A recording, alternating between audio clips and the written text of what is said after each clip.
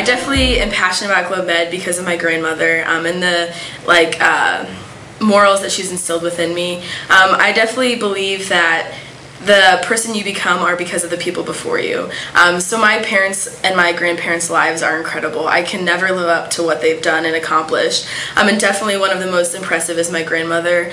She was the first Rotarian from India as a girl to receive a scholarship to come study in America, which was incredible. I mean, it was the 1950s. Women were still looked upon and they weren't supposed to get educations, and she was the first female from Asia, the Asia continent, to get a scholarship. And she could go anywhere she wanted in America, and she chose to go to Iowa. So I have this beautiful image of her just in her saris, just walking down the Iowa campus in 1950s when like most girls didn't go to college, and especially girls wearing saris. She was like stuck out like a sore thumb in front of all of the white farmers. And I remember she was telling me this story about how these people were like, "What are you wearing? Why are you wearing that? Why is your skin so dark?" Just because she was so unique. And she was like, "I'm not going to change who I am. If I go to where, like, I'm going to Iowa to study and learn, I'm not going to change like my past and where I've come from. Like, what I am today is like because of what I've done in the past."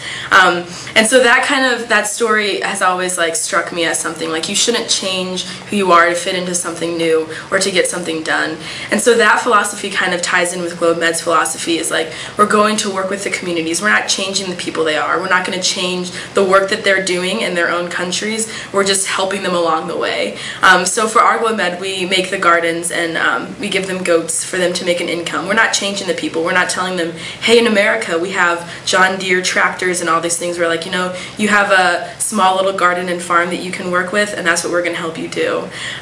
So definitely my grandma has impacted my outlook on global health and things like that, because then she returned to India after she studied in Iowa for 4 years and implemented all of these just ideas on how to get the food back to the people, because the way that India was being run is that the governments and the states took all of the farming and then gave back whatever they thought fit to the farmers, instead of the farmers getting to sell the corn and all of their produce themselves. And so she came in and she changed everything and was like, you know, we need to let the farmers sell their produce. We need to let them be in charge of what they own, and they should be in charge of everything. And so just her inspiration and her story kind of, I feel like, is exactly similar to GlobeMed's, on how Victor Roy was like, you know, we need to work with the people.